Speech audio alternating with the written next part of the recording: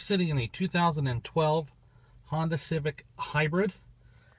You can see by the dash right there, it's hybrid. Okay, what we're going to do is we have no keys. We're going to program one remote key. Here's our remote key right here. This is using OEM electronics. So we'll go ahead and insert the key in the switch. Go to Civic, key coding,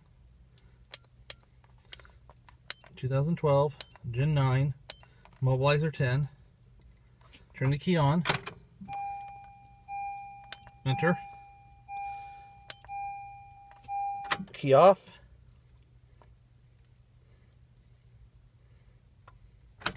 Key on. Alright, there were 3 keys in here. When we're done, there's going to be 1. Alright, program key. 1 key. Enter. Turn to off. And by the way, you can just go to accessory. You don't have to go all the way back to off. On. Off.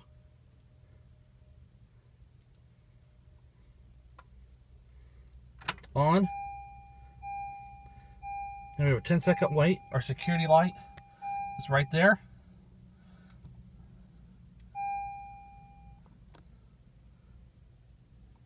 Okay, turn it off.